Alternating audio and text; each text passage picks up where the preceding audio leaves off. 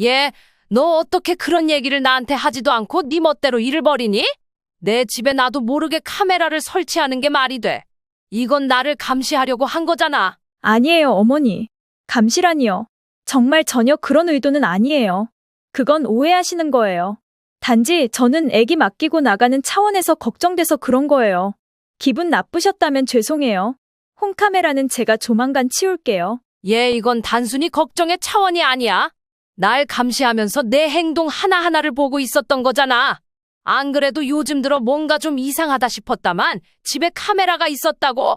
어디다 둔 거야? 하지만 며느리는 김 씨의 말을 듣고도 미안해하는 기색 없이 오히려 자신의 입장을 고수했습니다. 어머니, 오늘 같은 상황을 생각해 보세요. 아까도 애가 문 쪽으로 나가다가 사고 날 뻔했잖아요. 만약에 제가 홈캠으로 보고 있지 않았으면 어떻게 됐겠어요? 애들은 정말 순간으로 사고가 나니까 이런 게 꼭 있어야 해요. 요즘 웬만한 집에는 다 홈캠 설치해놔요. 안 그런 집이 없거든요. 아니, 그걸 떠나서 그렇게 걱정이 됐으면 말을 해줬어야지. 이게 뭐냐고. 뒤늦게 알게 된 내 기분은 생각도 안 하니? 내가 이 나이에 너한테 카메라로 이것저것 감시받고 검사받게 생겼어? 어머니, 너무 과하게 생각하시네요. 그냥 카메라 어디 달려있는지 말씀 안 드릴 테니까 신경 쓰지 않으셔도 돼요.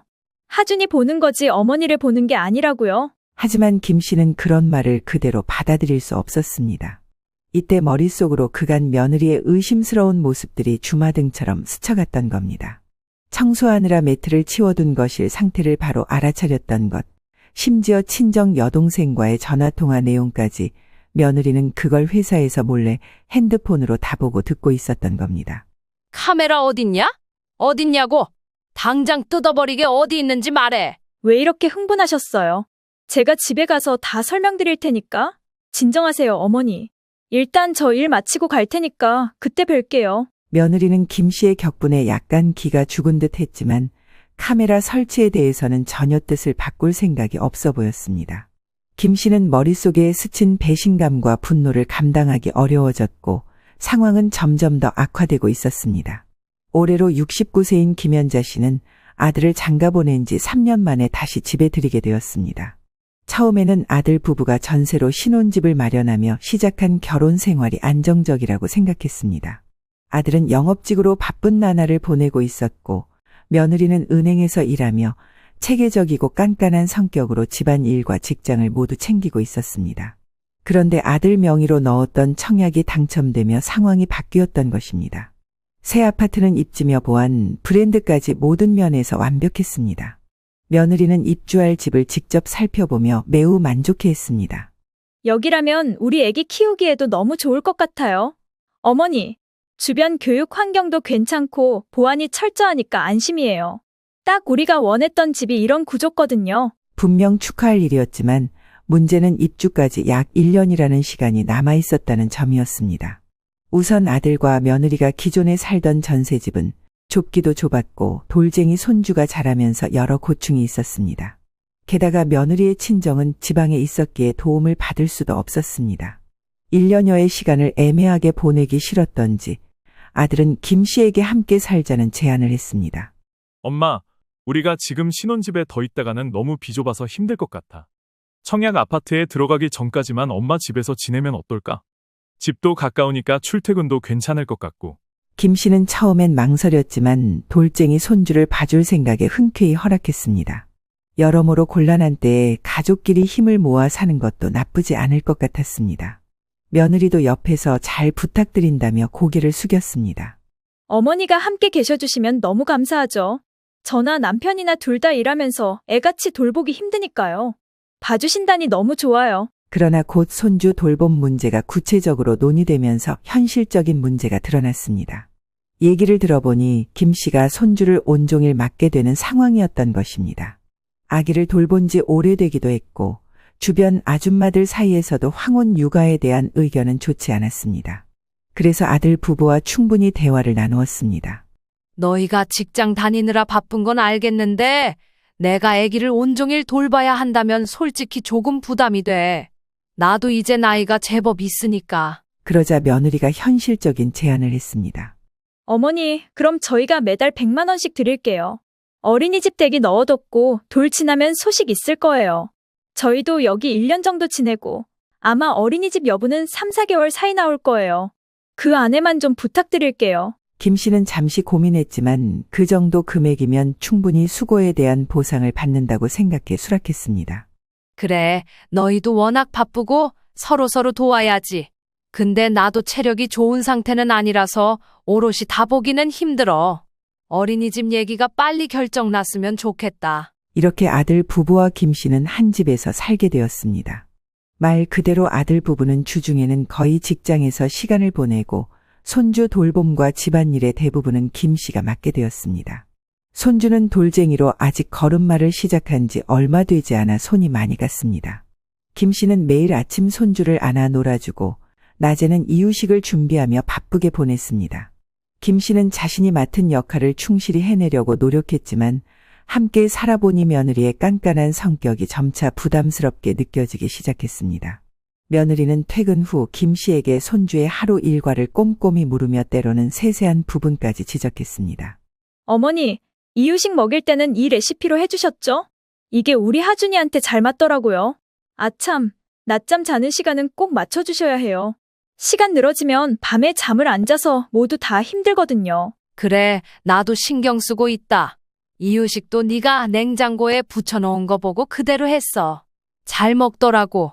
또 내가 궁금한 거 있으면 물어볼게. 네. 어머니가 잘해주시니까 저도 너무 마음이 편해요. 아무리 맡겨놓고 용돈도 꼬박꼬박 준다고는 하지만 며느리의 이런 태도는 김 씨에게 점점 스트레스를 주었습니다. 합가를 처음부터 반긴 건 아니었지만 그래도 어느 정도는 마음의 준비를 했던 김 씨는 갈수록 며느리의 예민하고 계획적인 성격이 부담으로 다가오는 것을 느꼈습니다. 그런데 김 씨는 이후에 본인이 전혀 상상도 해보지 않은 일을 겪게 되었습니다. 뉴스에서도 친한 아줌마들 사이에서도 들어본 적이 없는 상황을 다시 생각해보면 조금 소름 돋을 만한 일을 경험한 것입니다. 생각해보면 아무래도 그날부터 김 씨는 의심을 하게 되었던 것 같습니다. 이날도 김 씨는 아침부터 손주를 돌보느라 분주한 시간을 보내고 있었습니다. 도리가 지난 손주는 기어서 움직이기 시작하며 호기심 가득한 눈으로 집안을 탐험하고 있었습니다. 그러던 중 손주가 소파 쪽으로 기어가다가 미끄러져 다치는 일이 발생했습니다. 워낙 아이들은 순간이라고 하지만 정말 순식간에 일어난 일이었습니다. 김 씨는 깜짝 놀라 달려가 손주를 안고 확인했고 다행히 큰 상처는 아니었습니다. 그래도 혹시 몰라 며느리에게 전화를 걸어 상황을 설명했습니다. 애가 소파 쪽으로 가다가 미끄러졌는데 다행히 크게 다치진 않았어. 그래도 놀랬는지 좀 울더라. 얼굴에도 생채기 난 데는 없고 괜찮아. 그런데 이때 며느리의 반응이 평범하지 않았습니다. 어머니, 소파 밑에 안전매트 얼른 깔아주세요. 그거 없으면 더 크게 다칠 뻔했어요. 뭐? 안전매트? 잠깐만, 내가 다시 한번 보고 올게. 김 씨는 순간 멈칫했습니다. 사실 청소기를 돌리느라 잠시 안전매트를 치운 상태였고 확실히 소파 밑에는 바로 차가운 바닥이라 여기에 부딪혔으면 손주가 크게 다쳤을 것입니다. 알겠다고 고개를 끄덕거리면서도 김 씨는 뭔가 이상하다는 생각이 들었습니다. 지금 소파 밑에 안전매트가 치워져 있는 상태를 며느리가 어떻게 알았는지 이해가 안 됐던 겁니다. 하지만 평소 김 씨가 집안을 청소하는 습관을 알기 때문에 며느리가 추측했을 것이라 생각했습니다. 아, 그래. 청소하면서 잠깐 매트를 치웠었는데 네 말이 맞다. 다음부터는 더 신경 써야겠구나. 얼른 깔아놔야겠다. 김 씨는 그렇게 말하며 통화를 마무리했지만 마음 한구석에는 이상한 기분이 들었습니다. 그런데 이렇게 받아들이고 나서 며칠 뒤 늦은 시간 퇴근한 며느리는 대뜸 김 씨에게 이런 말을 건넸습니다. 어머니, 아기가 아무리 낮잠을 자고 있어도 TV를 오래 켜놓고 보시면 안 좋아요. 애가 눈으로 보고 있지 않아도 전자파가 다 통하거든요. 방에 누워놓고 나와서 보시던지 같이 계신 장소에서는 안 보시는 게 좋을 것 같아요. 김 씨는 이번에도 멈칫했고 한편으로는 다소 무안하기도 했습니다. 내가 뭐 TV를 얼마나 본다고. 애 자는 동안 잠깐 드라마 몇 편 본 것뿐인데. 아니요, 어머니 드라마 좋아하시잖아요. 한번 보시면 길게 2~3시간씩 보시니까 드리는 말씀이에요. 어머니 눈에도 안 좋고요. 요즘 눈도 뻐근하다고 하시지 않으셨어요? 아무튼 애기 있을 때는 조금 신경 써주세요. 김 씨는 이번에도 묘한 기분을 떨칠 수 없었습니다. 자신이 TV를 얼마나 보는지 그리고 드라마를 자주 본다는 사실을 며느리가 대강 알고 있긴 했지만 일단 지적받는 자체가 기분이 별로였습니다.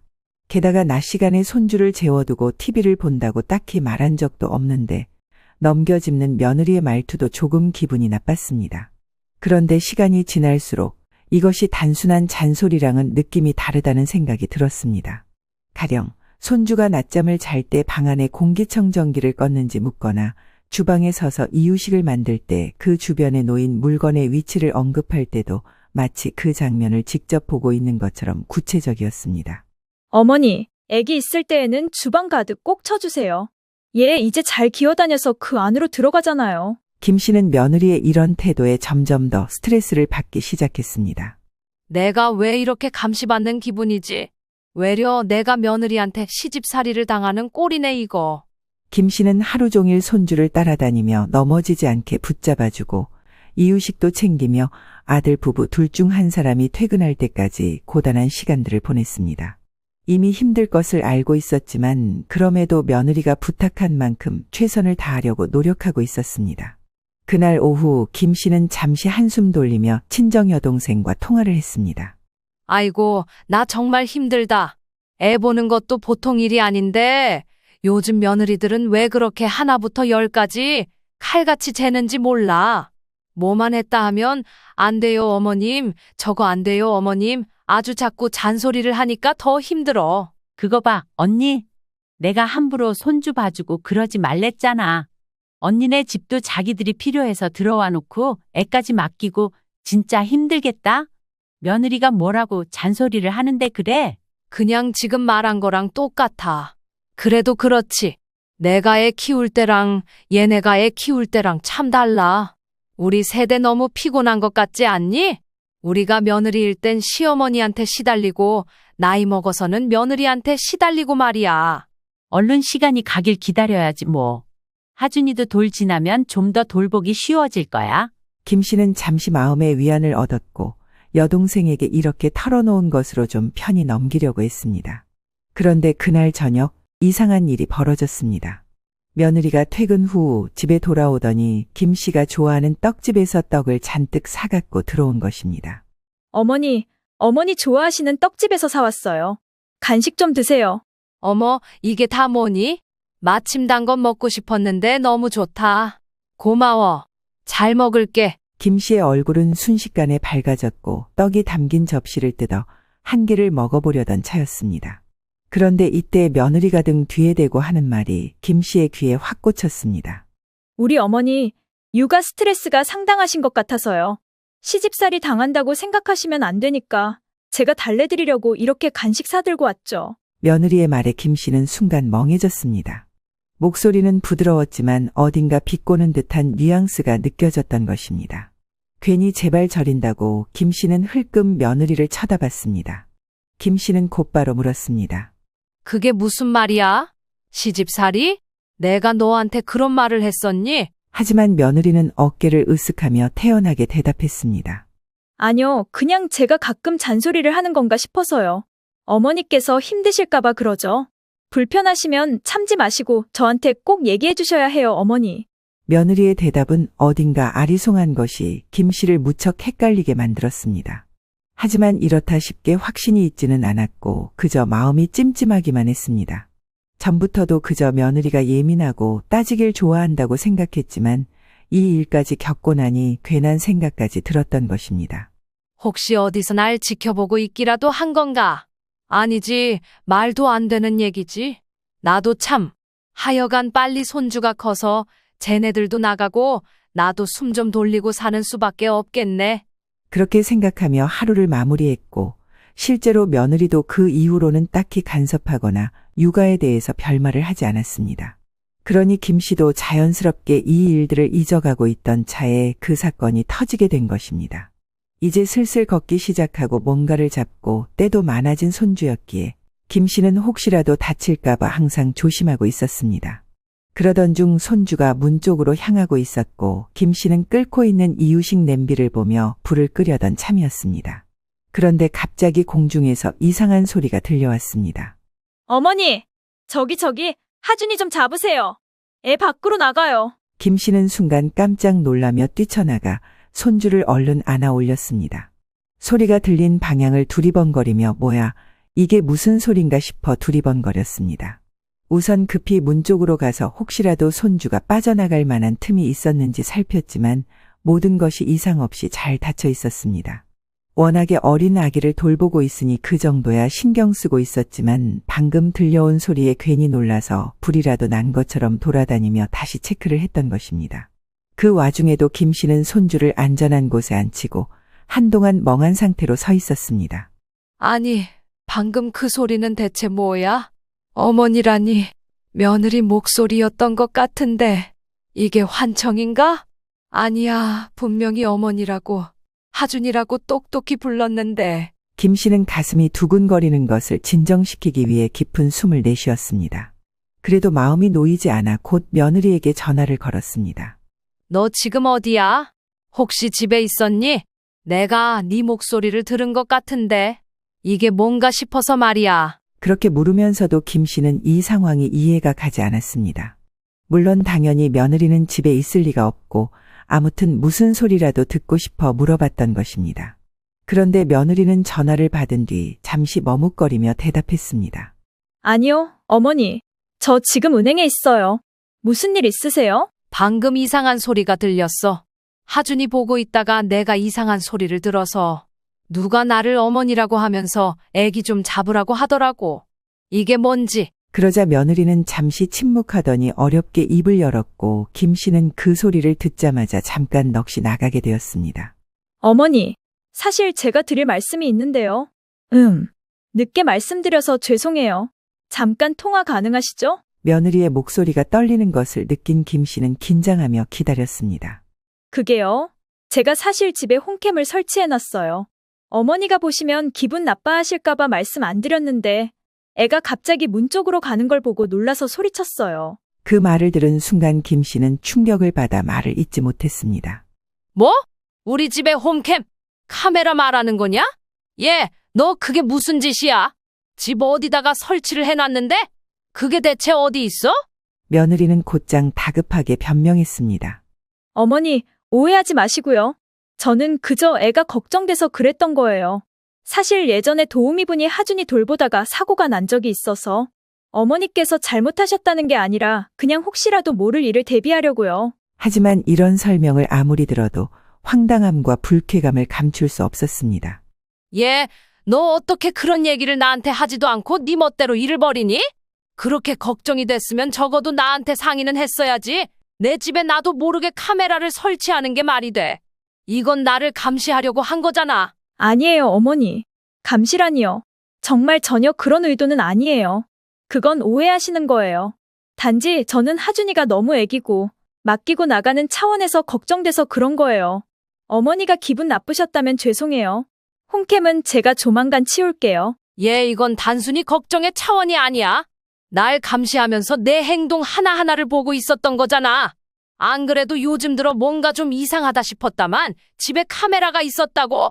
어디다 둔 거야? 김 씨는 그새 집안을 둘러보며 홈캠이 어디에 있는지 찾기 시작했습니다. 하지만 며느리는 김 씨의 말을 듣고도 미안해하는 기색 없이 오히려 자신의 입장을 고수했습니다. 어머니, 오늘 같은 상황을 생각해 보세요. 아까도 애가 문 쪽으로 나가다가 사고 날 뻔했잖아요. 만약에 제가 홈캠으로 보고 있지 않았으면 어떻게 됐겠어요? 애들은 정말 순간으로 사고가 나니까 이런 게 꼭 있어야 해요. 요즘 웬만한 집에는 다 홈캠 설치해놔요. 안 그런 집이 없거든요. 아니, 그걸 떠나서 그렇게 걱정이 됐으면 말을 해줬어야지. 이게 뭐냐고.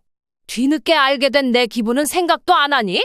내가 이 나이에 너한테 카메라로 이것저것 감시받고 검사받게 생겼어? 어머니, 너무 과하게 생각하시네요. 그냥 카메라 어디 달려있는지 말씀 안 드릴 테니까 신경 쓰지 않으셔도 돼요. 하준이 보는 거지 어머니를 보는 게 아니라고요. 하지만 김 씨는 그런 말을 그대로 받아들일 수 없었습니다. 이때 머릿속으로 그간 며느리의 의심스러운 모습들이 주마등처럼 스쳐갔던 겁니다. 청소하느라 매트를 치워뒀던 것일 상태를 바로 알아차렸던 것, 심지어 친정 여동생과의 전화통화 내용까지 며느리는 그걸 회사에서 몰래 핸드폰으로 다보고 듣고 있었던 겁니다. 김 씨는 며느리의 말을 들으며 더 이상 참을 수 없다는 생각이 들었습니다. 카메라 어딨냐? 어딨냐고? 당장 뜯어버리게 어디 있는지 말해. 왜 이렇게 흥분하셨어요? 제가 집에 가서 다 설명드릴 테니까. 진정하세요, 어머니. 일단 저 일 마치고 갈 테니까 그때 뵐게요. 며느리는 김 씨의 격분에 약간 기가 죽은 듯 했지만 카메라 설치에 대해서는 전혀 뜻을 바꿀 생각이 없어 보였습니다. 김 씨는 머릿속에 스친 배신감과 분노를 감당하기 어려워졌고 상황은 점점 더 악화되고 있었습니다. 이날 저녁 며느리가 곧 들어왔고 손주를 막 재운 김 씨는 며느리와 마주 앉았습니다. 그래서 집 어디에 카메라를 설치해놨는지 끝내 말 안 하겠다는 거야? 내 집에 있는데도 내가 어디 있는지 모르는 게 말이 돼. 그게 아니라 주말에 애 아빠 오면 치울게요. 너무 스트레스 받으시는 것 같은데 그러실 것 없어요. 저도 혼자 떼기는 좀 어렵고 남편 오면 얘기해서 같이 치울게요. 뭐야? 그럼 이 녀석도 알고 있었단 얘기야? 이것들이 나한테 왜 말들을 안 했어? 아니요, 애 아빠는 몰랐을 거예요. 제가 급하게 신청해서 한 거라. 아니, 아무튼요. 어머니 너무 신경 안 쓰셔도 돼요. 김 씨는 여기서 정말 뒷목을 잡을 뻔했습니다. 며느리는 끝까지 딱딱하게 자기는 아주 타당하게 잘했다는 어투였습니다. 좋아. 네가 이런 식으로 나오는 걸 보니 답이 없구나. 나도 일찍이 판단하길 잘했네. 아까 전화할 때 끝까지 너 잘났다고 나오길래 나도 똑같이 해주기로 마음먹었어. 네? 똑같이 해주다니? 무슨 말씀이세요? 왜 그러세요, 어머니? 김 씨는 며느리를 바라보며 천천히 말을 이었습니다. 나도 불안해서 살 수가 없으니 똑같이 홈캠을 설치했다. 사람 불러다가 진즉 설치했어? 어때? 너도 열받냐? 아니 대체 어머니 왜 이러시는 거예요? 지금 저랑 싸우자고 이러시는 거예요? 장난치시는 것도 아니고 대체 왜 그러세요? 한 집에 무슨 홈캠을 몇 개나 설치하시려고요? 너는 뭐 나한테 말하고 설치했어? 나도 내가 볼 게 있어서 했다는데 왜 딴지를 걸어? 네가 내 사생활을 이렇게 들여다본 상황에서 내가 똑같이 하는 게 뭐가 문제야? 며느리는 억울한 표정으로 목소리를 높였습니다. 저는 그런 의도가 아니었다니까요. 그냥 애가 걱정돼서 그런 건데 어머니가 이렇게까지 하시면 저는 너무 불편해요. 과하던지 말던지 나는 이제 몰라. 마음대로 생각해. 이날 낮에 김 씨는 며느리와의 전화를 끊은 후 잽싸게 홈캠 설치를 실행에 옮겼던 것입니다. 사람을 불러서 일부러 며느리가 모를 만한 위치를 골라 설치하며 더 신중하게 행동했습니다. 혹시나 며느리가 또 이걸 어디선가 보고 있을까 싶었지만 한창 호통을 친 이후라서 아마 지금 당장은 보고 있지 않을 거란 생각이 들었던 겁니다. 그래서 급히 여동생에게 묻고 조카에게까지 물어서 홈캠을 바로 설치하게 되었습니다. 며느리는 속으로 꽤나 화가 올라온 듯 했지만 시어머니의 단호한 태도에 아무 말도 하지 못했습니다. 김 씨는 이제 더 이상 며느리에게 만만히 보이기 싫었습니다. 주말을 앞두고 며느리에게 말했습니다. 나 주말에는 애 안 볼 거야. 아범도 출장 갔다 주말에 올라온다 했지? 그럼 니네들 둘이서 봐라. 나는 주말에 네 시모랑 멀리 갈 거니까 찾지 마. 어머니, 저 주말에 회사 사람 결혼식 있어서 가야 하는데 갑자기 이렇게 취소하고 가버리시면 어떡해요? 애기 데리고 갈 수도 없는데. 그건 네 사정이지. 마음에 안 들면 니들 준다던 100만 원에서 주말치를 빼버리던지. 알아서 해. 그렇게 김 씨는 며느리에게 이렇게 선언하고는 곧바로 택시를 타고 친정 여동생 집으로 떠나버렸습니다. 한편 집에 남겨진 며느리는 화를 참지 못했지만 별 수 없었습니다. 부산으로 출장 가 있는 아들은 토요일 저녁이나 올라올 예정이었고 며느리는 꼼짝없이 집에서 아기를 봐야 했던 것이죠. 일단 시어머니의 갑작스러운 부재와 이 난데없는 냉전에 당황스럽긴 했지만 어쩔 수 없다 생각했는지 며느리는 그대로 상황을 받아들이기로 했습니다. 그리고 이때부터 김 씨의 반격이 시작되었습니다. 다음 날인 토요일 아침, 며느리는 침대에 누워 느긋하게 휴식을 취하고 있었습니다. 간만에 아기가 곤히 잠들어 있었고 며느리도 그간의 피로가 풀리지 않아 침대에서 벗어나지 못하고 있었습니다. 그러나 평화는 오래가지 않았고 곧이어 날카로운 소리를 내며 깨지게 되었는데요. 정확히 아침 7시 반 거실에는 며느리의 시어머니인 김 씨의 목소리가 집안 가득 쩌렁쩌렁 울려 퍼졌습니다. 천장 어디선가 마치 어디선가 보고 있는 듯한, 물속에 있는 듯한 질감으로 크게 퍼져나왔습니다. 싱크대에 그릇 왜 안 치우냐? 시켜 먹은 게 그대로 있네. 빨리 물 부어서 불려놔라. 부엌거리 이게 뭐야? 며느리는 깜짝 놀랐고 벌떡 침대에서 일어나 그대로 앉았습니다. 이것은 환청이 아니었고 누가 봐도 거실 쪽에서 쩌렁쩌렁 울려 퍼지는 김 씨의 목소리가 너무도 선명했습니다. 심지어 지금도 울리고 있었습니다. 애기 잔다고 누워만 있지 말고 집 좀 치워라. 이 집에 너 혼자 살아? 내 집이기도 하다고. 당장 그릇들도 치우고 청소기도 돌려. 멍하니 듣고 있었던 며느리는 놀람과 동시에 이것이 곧 불편함과 분노로 바뀌었습니다. 순간 표정이 굳으며 짜증스러운 기색을 숨기지 않았습니다. 아니, 이게 뭐 하는 건지. 대체 어디서 보고 계시는 거야? 며느리는 잔뜩 굳은 얼굴로 자리에서 일어나려고 하지 않았지만 시어머니 김 씨가 거실 어딘가에 홈캠을 설치해 둔 건지 안방에서 아직 거실로 안 나오는 며느리를 찾고 있었습니다. 얼른 일어나서 집 치우고 하준이 밥부터 준비해. 거실로 나가볼까 하다가 김 씨가 뭐라고 더 잔소리를 늘어놓을지 몰라 망설였습니다. 대신 조용히 방 안에서 상황을 살피기 위해 주변을 둘러보던 그녀는 뭔가 이상한 점을 느꼈습니다. 거실 인터폰 옆에 어렴풋한 불빛이 깜빡이는 작은 장치가 눈에 들어온 것입니다. 이게 뭐야? 진짜로 설치하신 거야? 며느리는 집안 곳곳을 이리저리 살피며 카메라가 더 설치된 곳은 없는지 확인하려 했습니다. 그러면서 머릿속에서는 온갖 생각이 꼬리를 물었습니다. 동시에 벽과 천장을 번갈아 쳐다보며 집안 구석구석을 살피기 시작했습니다. 그러면서도 카메라에 잡히지 않도록 몸을 숨기는 모습은 우스꽝스럽기까지 했습니다. 그 와중에 며느리는 점점 더 불안하고 불쾌해졌습니다. 이때 다시 한번 김 씨의 목소리가 들려왔습니다. 뭘 찾아? 카메라 찾는 거야? 내 거도 그냥 놔둬라. 손대지 말고. 그거 빼내면 가만 안 놔둘 줄 알아. 또 설치할 거다. 이 말을 들은 며느리는 순간 짜증이 훅 올라왔고 바로 안방문을 쾅 하고 닫아버렸습니다. 그러나 그 뒤에서도 김 씨의 목소리는 여전히 들려왔습니다. 방문은 왜 닫아? 창문도 열어 환기 좀 시키고 청소라도 해. 내가 보기엔 너는 너무 안 움직이는 것 같다. 이거 아주 좋네. 진작에 달걸 그랬어. 있는 대로 짜증이 난 며느리는 재빨리 나갈 준비를 하고 김 씨가 설치해둔 홈캠에 더 이상 보여지기 싫어 아기를 챙겨서 밖으로 나가버렸습니다. 그리고 그날 저녁 늦게 들어왔고 다행히 그 뒤에 김 씨로부터의 어떤 연락이나 낌새도 없었습니다.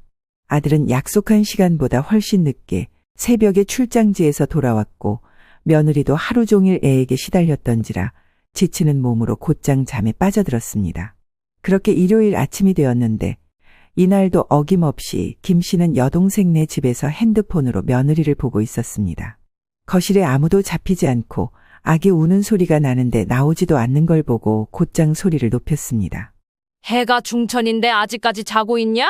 애 방에서 우는 소리 나는데 가보라니까. 안방에서 잠든 아들은 집에 홈캠이 설치된 사실 자체를 몰랐기에 기겁해서 일어났고 며느리 역시 얼굴을 찌푸리며 일어났습니다. 며느리는 그제야 이불을 걷고 일어나며 아들에게 짜증스럽게 말했습니다. 여보, 당신이 좀 나가봐. 어머니가 찾으시는 거야. 그게 무슨 말이야? 엄마가 어디 있다는 거야? 이 소리는 뭔데? 아니, 일단 애기 안고 나가보라고. 어머니가 집에 홈캠 설치하셔서 그걸로 지금 다 보고 계신 거야. 그리하여 일단 아들은 일어나 아기를 안고 거실로 나갔습니다. 그러자 곧장 쩌렁쩌렁하게 또다시 김 씨의 목소리가 들렸습니다. 어디 귀한 남의 집 아들을 시켜? 며느리 네가 일어나서 하준이 챙겨라. 너도 네 아들 보려고 설치했다며? 나도 내 귀한 아들 보려고 설치한 거야. 내 아들 고생시키지 말고 네가 직접 애기 봐. 며느리는 이제 한계에 다다랐습니다. 이불을 박차고 일어나 거실에 설치된 카메라를 향해 다가갔고 크게 소리를 질렀습니다. 어머니, 진짜 저 너무 불편해요. 도대체 왜 이러시는 거예요? 이제 진짜 못 참겠어요. 그만 좀 하세요. 애 아빠도 왔으니까 카메라 당장 치울게요. 됐나요? 왜? 나는 너무 좋은데? 이렇게 편한 줄 몰랐지.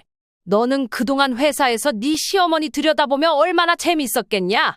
보고도 안 본 척하고 말이야. 나는 계속 달아놓고 볼 거야. 카메라 치울 거면 너나 치워. 며느리는 김 씨의 날선 태도에 더 이상 참지 못하고 손을 벌벌 떨며 목소리를 높였습니다. 기가 막히네요. 제가 왜 돈을 들여가면서 이런 대접을 받아야 하죠? 이해할 수가 없어요. 이건 그냥 대놓고 저 기분 나쁘라고 하시는 거잖아요. 아들은 며느리와 김 씨 사이에서 이 상황을 바라보며 두 손을 허리에 얹고 깊은 한숨을 내쉬었습니다. 대체 이게 뭔 상황인가 싶었지만 어머니와 아내 사이에 끼어들 엄두를 내지 못했습니다. 그러더니 이내 며느리는 씩씩거리며 주방 쪽으로 가 홈캠을 찾기 시작했습니다. 그러고는 분노에 찬 얼굴로 홈캠을 떼어내더니 김 씨가 설치한 홈캠 쪽을 향해 마치 내던질 듯한 표정을 지었습니다. 됐습니다. 이렇게까지 해야겠어요? 됐다고요? 다 뜯어냈잖아요. 얘 좀 봐. 이젠 나한테 소리까지 지르는 거냐? 진짜 기가 막힌다. 네가 지금 나한테 화낼 때야? 그렇게 마음에 안 들면 이 집에서 나가라. 나는 설치한 거 그대로 둘 거야. 내가 들여다보는 거 싫어도 어쩔 수 없어. 이 말에 며느리는 더 이상 말을 잇지 못한 채 부르르 떨더니 곧장 안방으로 들어갔습니다. 안방에서는 우당탕탕 소리가 났고 그 사이에 며느리는 자신의 물건을 가방에 쑤셔넣고 나왔습니다. 거기에 아기띠까지 하고 나와서는 빽 하고 소리를 질렀습니다. 나 친정으로 갈 거야. 우리 엄마한테 갈 거라고. 당신은 계속 이 집에서 저 카메라랑 같이 살아. 그렇게 소리를 질러놓고 곧장 손주와 함께 며느리는 나가버렸습니다. 아들은 현관문이 닫히는 소리를 들으며 어벙벙한 얼굴로 김 씨에게 전화를 걸었습니다. 엄마, 이게 대체 뭐예요? 이 상황이 왜 이렇게 된 거냐고요? 너 몰랐나 본데 지금 네가 보고 있는 그대로야. 니들 이 집에 와서 내가 하준이 봐주는 몇 달 동안 하준이 엄마가 집에 카메라를 설치해놨더라. 그래놓고 내가 하준이 돌보는 걸 하나하나 다 보고 있었어. 이게 말이 되냐? 나는 이제 제가 무섭다 못해 치가 떨려. 그게 말이 되는 얘기예요? 나한테 말 한마디 한 적이 없는데. 뭘 모르는 것처럼 얘기해. 아까 네 앞에서 카메라 뗐잖아. 그걸로 나를 들여다보고 있었더라고. 걔 이 집에 돌아올 생각하지 말라고 해. 친정 가 있던지 뭐라던지 이 집에는 발도 들이지 말라고 해. 실제로 며느리는 손주를 데리고 친정으로 간 이후로 돌아오지 않았습니다.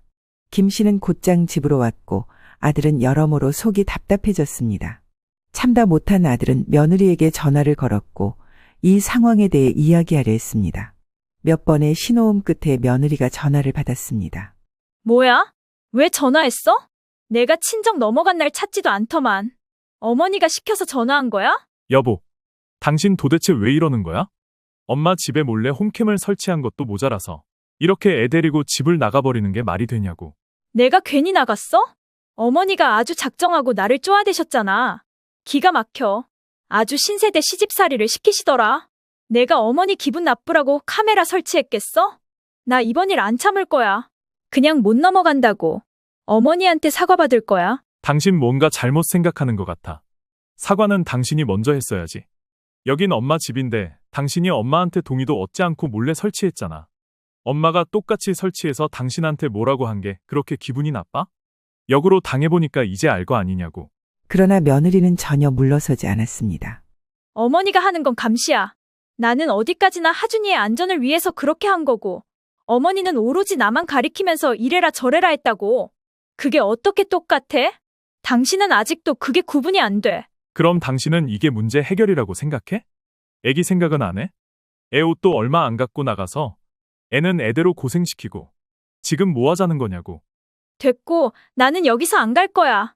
엄마네서 이대로 애 맡기고 출퇴근할 거고, 아파트 들어갈 때쯤 보던지. 아들은 이쯤 되니 점점 화가 났고 무거운 목소리로 물었습니다. 그럼 어떻게 하자는 거야?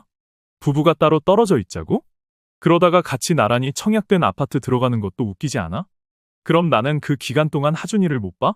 며느리는 순간 망설였지만 이내 단호한 목소리로 대답했습니다.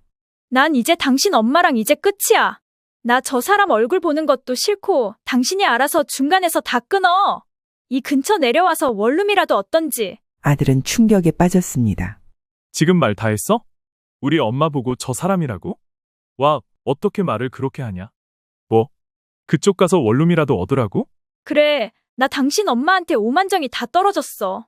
내가 애지간한 결심하고 내려온 줄 알아? 은행도 한참 멀어졌고 독하게 마음먹고 온 거야. 당신도 그 정도 강단 없으면 나한테 전화하지 마. 아니면 진짜 말 그대로 1년간 얼굴 보지 말고 살던가. 아들은 한참 말없이 있다가 이내 굳게 결심한 얼굴로 입을 열었습니다. 좋아. 그럼 어쩔 수 없네. 우리 엄마한테 정이 떨어졌다는데 어떻게 하겠어. 그럼 당신이랑 나는 정리하고 애에 대해서는 다시 얘기해야겠네. 이 말에 며느리는 깜짝 놀라며 목소리를 높였습니다. 뭐? 뭘 정리해? 뭘 어떻게 정리하고 애에 대한 얘기를 하자는 거야? 당신이 지금 그렇게 얘기를 끌어가고 있잖아. 이혼하자는 거 아니야? 부부가 떨어져서 그렇게 오래 있는 게 무슨 의미가 있어? 청약 아파트? 웃기는 얘기지. 아니, 지금 그 아파트 될 때까지 얼마나 힘을 썼는데 지금 제정신이야? 당신이 하는 말은 제정신이고? 하나부터 열까지 제대로 된 게 없는데 지금 아파트밖에 눈에 안 보여? 나도 당신한테 오만정 떨어졌어. 그니까 이혼으로 넘어가자고. 그리고 혹시나 해서 말해두겠는데 하준이 내가 키울 거야. 당신 같은 사람한테 안 맡길 거야. 미쳤나 봐. 얘기가 왜 그렇게 되냐고. 누가 당신한테 하준이 준대? 와, 얘기를 어떻게 이렇게 끌어가? 왜? 아빠가 애 키우지 말란 법 있어? 처음부터 말도 안 되는 짓을 벌인 건 전부 당신이야. 남의 엄마 멋대로 홈캠으로 감시해놓고 어른한테 사과 한마디도 없고 그거 똑같이 고작 이틀 당해놓고 이 난리를 벌였어? 당신 같은 사람이랑 좋은 아파트 들어가서 살면 뭐해? 평생 나는 눈치 보면서 우리 엄마도 제대로 못 보고 살아야 되는데. 며느리는 당황한 기색을 감추지 못하며 흔들리는 목소리로 대답했습니다. 아니, 그건 좀. 내가 무슨 잘못이 있다고 이렇게 나오는 거야? 길게 얘기할 거 없어. 시간 낭비하지 말자. 할 말 있으면 각자 법적으로 해결하자고. 아들은 완전히 마음을 굳혔고 이 일에 대해서 김 씨에게 상의를 했습니다. 손주를 데리고 나간 며느리가 아무런 연락도 없는 것을 보고 대강 짐작은 했지만 생각 외로 며느리의 반응은 오만불손하고 괘씸했습니다. 며느리 역시 처음에는 친정으로 돌아간 본인의 선택이 옳았다고 생각했습니다. 이후 아들의 반응으로도 알 수 있듯이 계속 세게 나오던 며느리는 점점 궁지에 몰리게 되었습니다. 아들과 김 씨가 홈캠 설치와 관련된 법적 대응에 나서면서 모든 것이 며느리에게 불리하게 돌아갔기 때문입니다. 적당히 하면 좋았을 것을 이혼이다 뭐다 손주도 자기가 데리고 있고 보여주지 않겠다며 막무가내로 나왔던 덕에 김 씨와 아들은 더더욱 날을 세우고 법적 준비를 거치게 되었습니다. 김 씨는 며느리가 몰래 홈캠 설치한 행위를 주거침해와 사생활 침해로 보고 변호사를 통해 소송을 제기했습니다. 또한 정보통신망법 위반에 해당할 수 있는 무단 감시 행위도 문제 삼았습니다. 여러모로 분노한 아들 역시 이에 동의하며 모든 과정을 치밀하게 확인했습니다. 이 사이에 며느리는 몇 번이나 아들을 붙들고 다시 회유하려고도 하고 손주 얘기를 하며 윽박지르기도 했습니다. 이렇게까지 해야겠어? 좋아. 내가 자존심 다 버리고 얘기할게. 이혼까지는 가지 말자고. 내가 어머니한테 사과드릴 테니까 이렇게까지는 그만하자. 이혼이고 뭐고 내가 다 너무 화가 나서 그런 거였어. 어머니께 지금이라도 사과드린다니까? 그럴 필요 없어. 이런 일이 2번, 3번 없으라는 보장 있어? 나는 이미 당신이 보여준 태도에 질렸어. 행여나 우리 엄마한테 연락해서 빌고 그런 것도 하지 마. 결국 이혼 소송은 아들의 승소로 마무리되었습니다. 법원은 아들에게 양육권을 인정했고 며느리는 아이와 떨어져야 하는 현실을 받아들여야 했습니다. 아들은 손주를 돌보는 데 있어 김 씨의 도움을 받았고 김 씨는 손주와 함께하는 시간 속에서 오랜만에 평온을 되찾았습니다. 청약된 아파트는 그대로 두고 있는 상태고 애초에 이 아파트는 김 씨가 진즉부터 투자해 주었던 건데 며느리는 그 사실도 정확히 모른 채 그저 본인 남편의 능력으로 된 줄 알고 시어머니를 무시했습니다. 그런데다가 한 집 살면서 시어머니를 감시하고 지적하다가 본인이 역으로 감시당하고 그렇게 욕심내던 아파트도 놓치고 이혼까지 많은 것들을 잃게 되었습니다. 이후로 김 씨와 아들은 이혼 이후에도 단단한 관계를 유지하고 있습니다. 한 집에 살면서 빈자리가 느껴지지 않도록 열심히 손주와의 일상을 보내고 있습니다. 기세 좋고 체력이 넘치는 손주를 돌보는 건 쉽지 않지만 이전처럼 며느리에게 감시당하고 지적당하던 일상과는 비교할 수 없는 마음 편한 나날들입니다.